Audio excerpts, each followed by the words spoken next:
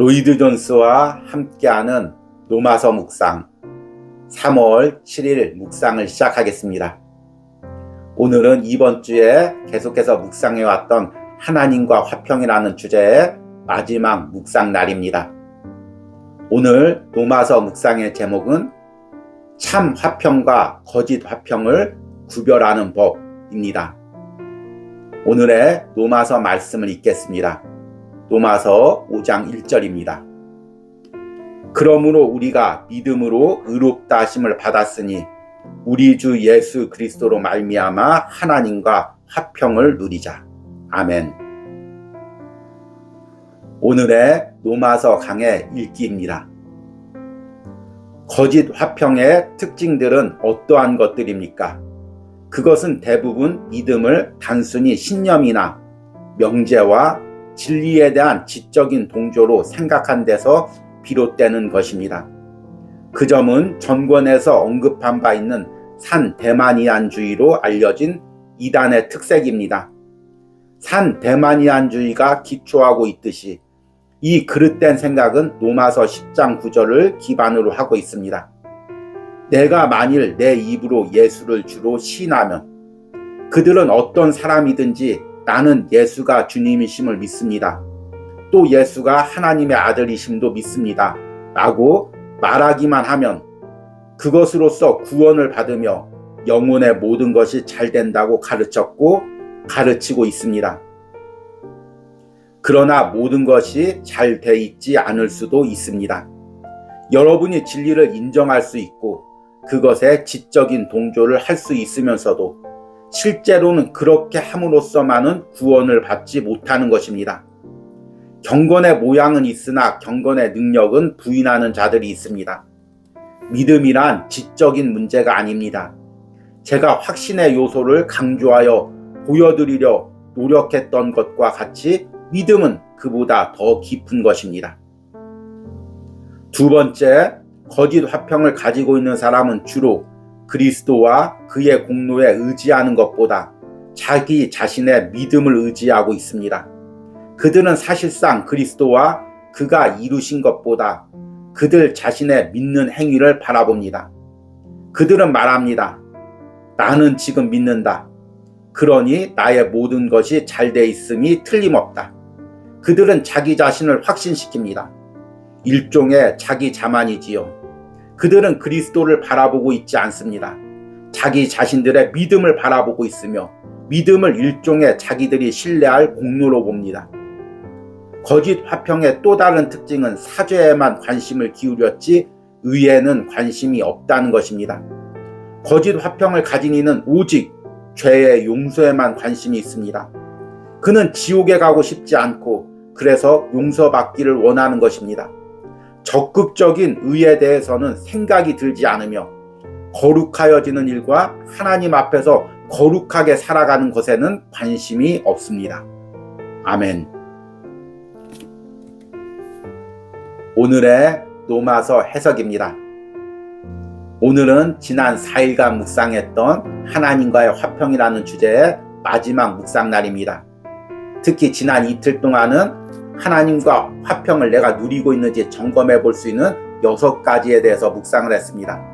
오늘 묵상의 제목은 참 화평과 거짓 화평을 구별하는 법입니다. 내가 정말로 하나님의 참 화평을 소유하고 있는지 아니면 스스로 화평을 소유하고 있다고 속이고 있는지 이것을 점검해 보는 묵상입니다. 사실 오늘 묵상은 무척 날카롭고 찔리는 묵상이 될 수가 있습니다. 우리가 복음의 길에서 벗어날 때 오늘 묵상에서 이야기한 거짓 화평의 요소를 가지고 있을 수도 있습니다. 그런데 오늘 묵상을 통해서 이것을 발견하고 거짓 화평의 요소를 다 제거하고 다시금 복음의 길로 들어서서 하나님이 주시는 온전한 화평을 누리시길 바랍니다. 로마서 강해에서 로이드 존스 목사님은 여러 가지 거짓 화평의 특징들을 이야기하고 있습니다. 그런데 오늘 묵상에서는 그 중요한 3가지만을 정리해서 제시해 드리겠습니다. 첫 번째는 구원받을 믿음을 소유하지 않고 있으면서도 단순히 입술로만 신에서 구원을 받았다고 착각하고 스스로 화평을 누리고 있는 경우입니다. 거짓 화평의 특징들은 어떠한 것들입니까? 그것은 대부분 믿음을 단순히 신념이나 명제와 진리에 대한 지적인 동조로 생각하는 데서 비롯되는 것입니다. 그 점은 전권에서 언급한 바 있는 산대마니안주의로 알려진 이단의 특색입니다. 노이드 존스 목사님 시대나 지금 시대나 단순히 입술로 예수님은 하나님의 아들이라고 고백하면 구원을 받는다고 주장하는 사람들이 많이 있습니다. 그러나 믿음은 단순히 입술로 시인하는 것이 아닙니다. 지적으로 아는 것이 아닙니다. 그것을 내 인격으로 온전히 받아들이고 그것을 온전히 신뢰하는 것입니다. 내가 하나님 앞에 심판받을 죄인이고 그리고 이 죄는 내 노력으로 해결할 수가 없고 그래서 하나님께서 독생자 예수 그리스도를 오랜 계획 가운데 보내주셔서 십자가에서 우리의 죄를 모두 담당시켜 주시고 그 예수 그리스도가 십자가에서 화목제물이 되심을 믿는 사람들에게 믿음으로 의롭다 칭함을 받고 하나님의 자녀로 삼아주시고 구원해 주신다는 그것을 입술로만 믿는 것이 아니라 지적으로만 받아들이는 것이 아니라 내 마음 깊숙한 곳에서 신뢰하고 그것이 나의 신념이 되고 나의 믿음이 되고 나의 삶이 되었을 때 그것이 구원받는 믿음이 되는 것입니다. 안타깝게도 한국교회에서는 단순히 한두 마디로 전도해서 그 상대에게 지금 예수님을 하나님의 아들로 믿으라고 입술로 고백하라고 이야기합니다. 그리고 얼떨결에 대답하면 구원받았다고 인정을 해줍니다.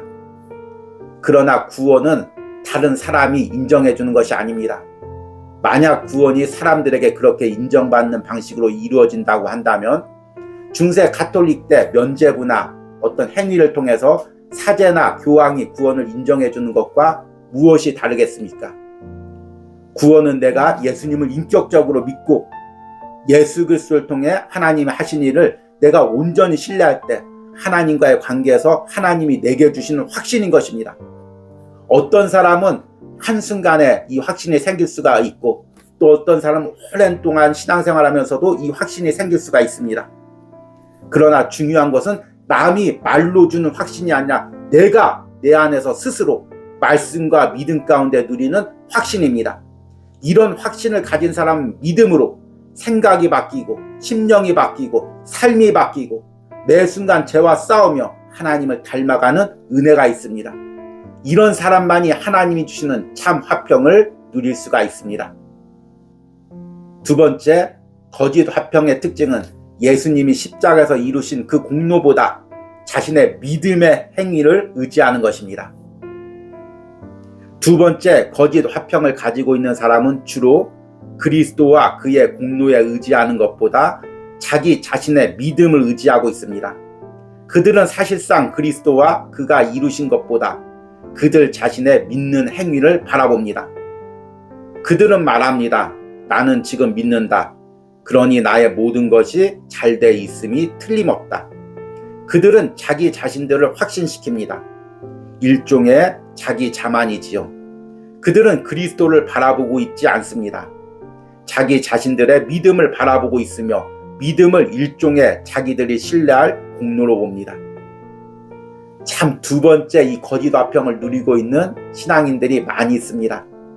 예수님을 믿었다고 이야기하면서도 가만히 있으면 불안하고 또 교회 가서 열심히 기도하고 믿음의 봉사를 하고 나면 내가 이렇게 열심히 했으니 구원을 받았지, 이렇게 열심히 기도했으니 하나님이 내 삶 책임져 주시지, 자신의 행위나 노력을 통해서 평안을 누리려고 하는 것입니다. 그래서 가만히 있으면 불안하고 무언가를 계속 해야 되고 무언가를 계속 드려야만 마음의 평안을 누립니다. 그리고 그것을 또 이용하는 잘못된 사람들도 있습니다. 이 부분에 대해서 우리가 깨어 있어야 됩니다. 마지막으로 거짓 화평의 특징은 내가 하나님과 화평을 누림으로써 이제 더욱더 죄와 싸우고 하나님이 주신 의의 길을 걸어가며 거룩을 이루려고 노력하기보다 이제 나는 구원받았어, 그러니까 죄를 지어도 괜찮아, 이렇게 안일한 삶을 가지는 것입니다. 앞에 이야기했던 거짓 화평의 특징이 바로 오늘 이 세 번째 거짓 화평의 삶의 결과로 나타납니다.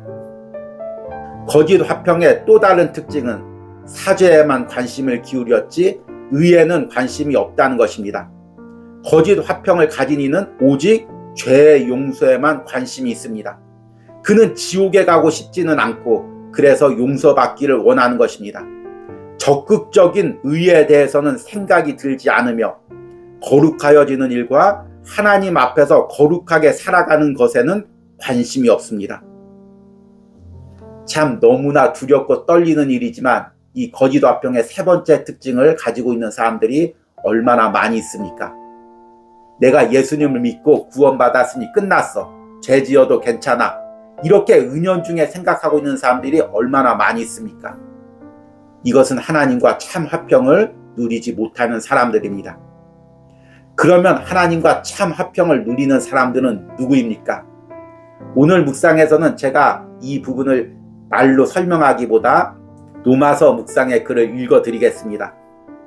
오늘 분량 때문에 앞에 묵상에서 읽지 않았지만 로마서 묵상에서는 하나님과 참 화평을 누리는 사람들의 특징에 대해서 이렇게 이야기합니다. 여러분들이 오늘 묵상의 마지막으로 이 묵상의 글을 깊게 묵상하면서 내 안에 이런 하나님의 참 화평을 누리시기를 기도하시기 바랍니다.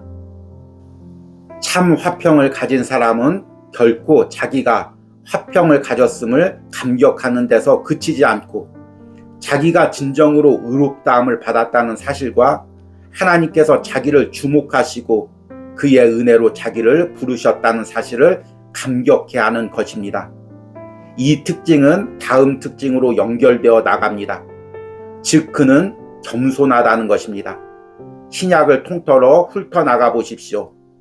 그러면 여러분은 그리스도인의 가장 두드러진 특징이 겸손하다는 것, 곧 심령이 가난하고 온유하며 낮아지는 것이라고 하는 점을 어디서나 발견하실 것입니다.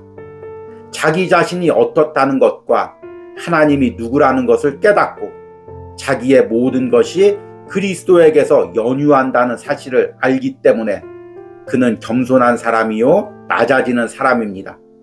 그것을 달리 말한다면 그는 하나님과 우리 주님에 대해 감사하는 마음이 언제나 솟아나는 사람입니다. 우리가 서 있는 위치에서 볼 때 우리의 생활과 우리의 기도를 특징짓는 넘치는 찬양과 감사 이상의 더 훌륭한 징표는 없습니다. 어떤 사람들은 늘 간구를 드리거나 자기의 문제를 털어놓기만 합니다.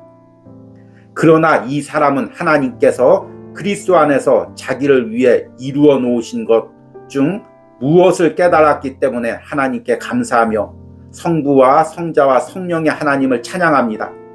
그것은 필연적인 것이며 명약관화한 일입니다. 자기의 신분을 진정으로 깨달은 사람은 경이로움과 사랑과 찬양으로 채워질 수밖에 없는 것입니다. 끝으로 그는 언제나 자기의 생활에 조심하는 사람입니다.